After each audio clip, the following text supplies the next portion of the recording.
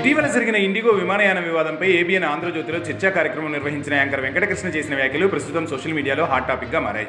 ఈ అంశంపై ఆయన పౌర విమానయాన శాఖ తీరును ప్రశ్నించడం, మంత్రి రామ్మోహన్ నాయుడు స్పందించకపోవడంపై చేసిన కమెంట్లు నెటిజన్ల దృష్టిని ఆకర్షించాయి. ఇండిగో ఎయిర్లైన్స్ వివాదం నేపథ్యంలో వెంకటకృష్ణ గారు లైవ్ డిబేట్లో పౌర విమానయాన శాఖ ఏం చేస్తుందని సూటిగా ప్రశ్నించారు. అంతేకాదు, మన తెలుగు బిడ్డ అయిన కేంద్ర పౌర విమానయాన శాఖ మంత్రి రామ్మోహన్ నాయుడు ఎందుకు ఈ విషయంలో యాక్టివ్గా లేరు, ఎందుకు అలర్ట్గా లేరు అంటూ నిలదీయడం చర్చనీయాంశమైంది. అసలు ఈ వివాదంలో తప్పెవరిది? ఇండిగోదా లేక ఇండియాదా?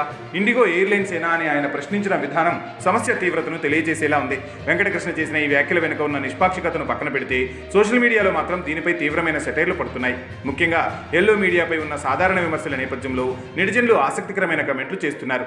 వీలు దొరికితే తెలుగుదేశం పార్టీ తప్పును కూడా ఏబిఎన్ వెంకటకృష్ణ వైసీపీ అధినేత జగన్ మీద తోసేవాడే. కానీ ఈ విషయంలో ఛాన్స్ లేకనే జగన్ను వదిలేసినట్లుగా కనిపిస్తుందని నెటిజన్లు తీవ్రంగా ఎద్దేవా చేశారు. మరికొందరు నెటిజన్లు అయితే అంత కష్టం ఎందుకు, జగన్ మీద తోసేయచ్చు కదా ఎల్లో మీడియా అంటూ వ్యంగ్యాస్త్రాలు సంధించారు. తెలుగు మీడియాలో కొన్ని వర్గాలు ప్రతి అంశంలోనూ వైసీపీ అధినేత వైఎస్ జగన్మోహన్ రెడ్డిని విమర్శించడానికి ఎక్కువ ఆసక్తి చూపుతాయనేది వారి భావన. ఇప్పుడు ఇండిగో వంటి జాతీయ సమస్యలో జగన్కు సంబంధం లేకపోయినా తెలుగుదేశం పార్టీకి అనుకూలమైన మీడియా ఆయనపై నిందవేయడానికి ప్రయత్నించకపోవడంపైనే ఈ వ్యంగ్య వ్యాఖ్యలు వినిపించాయి. పౌర విమానయాన శాఖ ఏం చేస్తోంది? పౌర విమానయాన శాఖ మంత్రి మన కింజరపు రామ్మోహన్ నాయుడే, మన తెలుగు బిడ్డే. ఎందుకు అంత యాక్టివ్గానో లేకపోతే అంత అలర్ట్గానో ఎందుకు లేరు?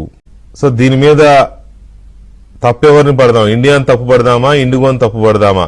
సో దీని మీద తప్పెవరిని పడదాం? ఇండియాని తప్పు పడదామా, ఇండిగోని తప్పు పడదామా? సో దీని మీద తప్పెవరిని పడదాం? ఇండియాని తప్పు పడదామా, ఇండిగోని తప్పు పడదామా?